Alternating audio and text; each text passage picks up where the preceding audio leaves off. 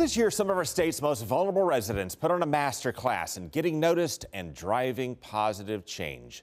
Developmentally disabled citizens and their loved ones discovered the power of coming together and in a way that could improve their lives and transform our government if they keep going and if more people learn and practice civics as they have. So let's start with what we mean by civics. Former Governor and Senator Bob Graham put it best. What people really need to learn, in my opinion, is how can a citizen make government respond to their wishes. Yeah, civics involves engaged citizens who understand how the system works and who know how to peacefully make it respond to a problem or a crisis or an injustice. And that drives trust in government and positive change. Now, polls show Americans' trust in our government peaked 60 years ago when LBJ signed the Civil Rights Act. Civil rights activists came together to peacefully press government to address the injustice of discrimination. And that was the high watermark for public trust in government since the age of polling began. And we've been mostly sliding ever since.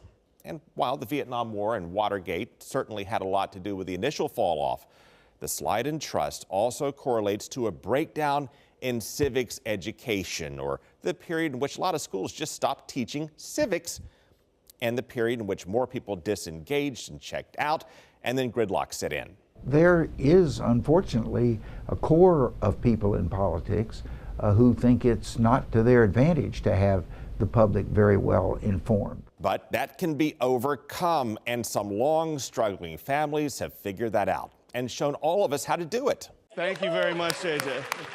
J.J. Holmes cannot use his voice, but he spoke up for developmentally disabled residents. And he and his mom, Allison, traveled across Florida to call out our state lawmakers for leaving a lot of people with special needs behind. With respect to helping the disabled, what letter grade would you give the legislature on what it's doing, A, B, C, D, or F? An F, all the way, all the way. JJ, what do you give them, A, B, C, D, or F? Z. That's not even bad enough to get an F. Z. Well, this goes back to a long-running problem. This state offers home-based care as a cheaper alternative to putting people with significant developmental disabilities in institutions. A lot of eligible families sign up for it so their loved ones can stay at home, and then many don't get the home-based services because the state has more than 21,000 on a wait list. And so their parents often exhaust themselves to try to keep them at home without access to services they are eligible to receive. You'll see parents leaving their jobs so they can stay home with their 30-year-old child or 20-year-old child, and they'll do whatever they can.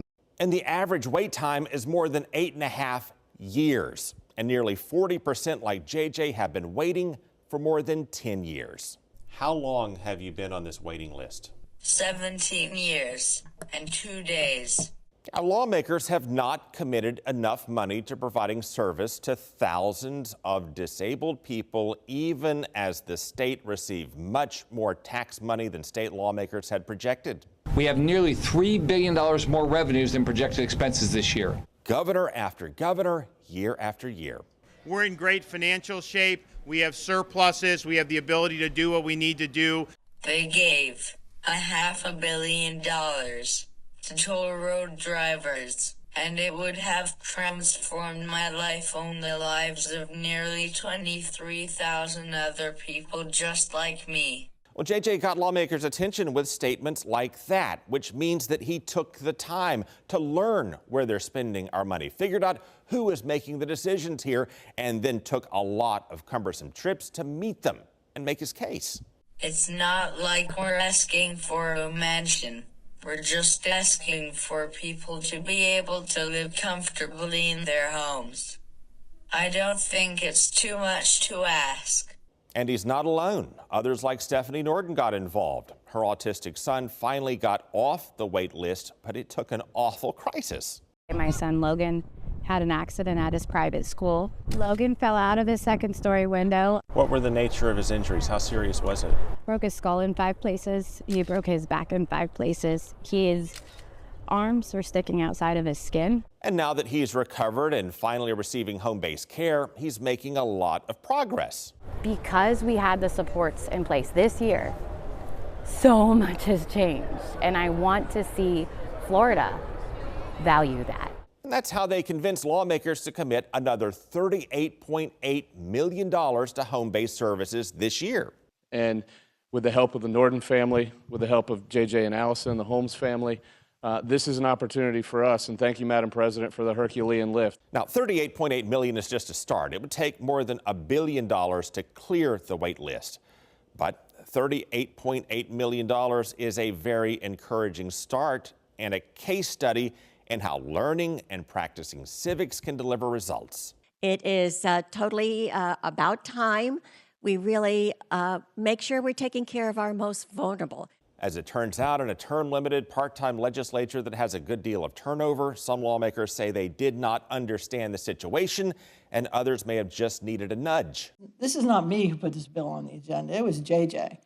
Because without his effort and without Stephanie and her family's efforts explaining it to us and pushing us, it may not be here. That's a striking statement from the state Senate president and a testament to the power of civic engagement. And it's just part of a much bigger story about a crisis that has plagued the state of Florida for years. Now, if you haven't downloaded and used the Fox Local app, please do, and scroll down to the special presentation section. And that's where you'll find our 30-minute special, Waiting for Help. We'll show you how the waitlist formed from the beginning, what it may be costing all of us now, and we'll also take you behind the scenes in the halls of power to show you how Stephanie and JJ and others inspired some change in the world of money, power, and politics, and how they are a long way from finished.